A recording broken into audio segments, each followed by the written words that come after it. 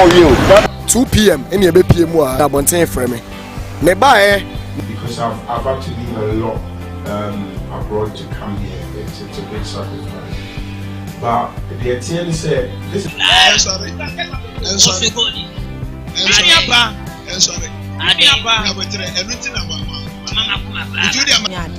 Your form was on my mum, what and Pesua and Pesua. You be sure, pa. So, nobody. Such a what dear Christus and Panini, now Unyamon, ever travel. On Concron, Ayo Yame, Unimadi. Namiya Papa, Habini, Serati. Now, Coach Samuel Puadu, Emma House of Folk. But in Sambi Etujani Bufuye pa na video is. What was the problem? No, they didn't struggle.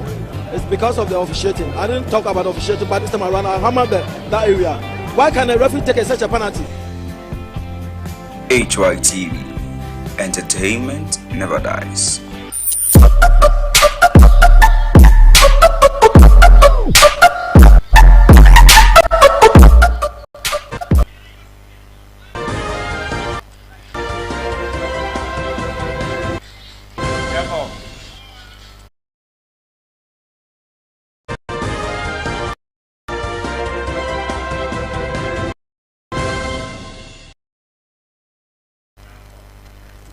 Premo atu ebusiafo emonyina akwaba eba HYTV any Yorke FM so premo kasiyebo ana wo for Semenhyia the triple action me de bro na aboafo a asomase eye Han Yorke estate any Adults boutique any Salbo hotel ama asomase am de kasiyebo bro na kasiyebo emu ensem no ebi enie ye ko adjuso a aban akoye ebusiafo a wonade hye etu eka won no aban akoye won adoye Samsung fix the country group and a movement, you know. Mabo NDC for Kratom, which will come on, Mabo Atwegu.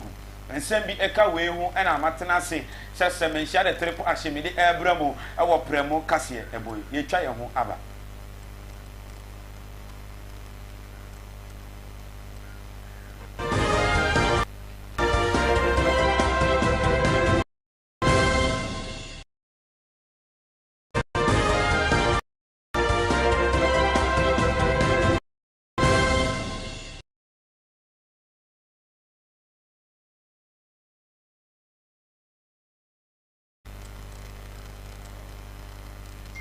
Yes, I am on my quaba ever HYTV so any Yorke FM. Now make I said maybe Yorke FM I found the live on HYTV so I found the live our Facebook.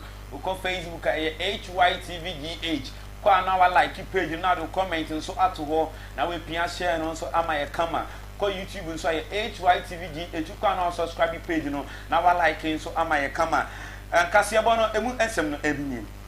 Ya kwa agiso adanwa dan ana ya tin se etuo tutuo bi akoso ewa agiso na ebusua mienu bi oho momba ana warade hye no etuo akasa embranti wa mienu yi na aban akoye no adoye ama mo compensation kese pa ni nyina ne se aban acho mo 5,000 Ghana cedis sorry 50,000 Ghana cedis and aban e de akwa komo mo say omo diskai no mo fa anju o makoma no mo sanso emfanti e ka bi ombebo e wo won adehye no echi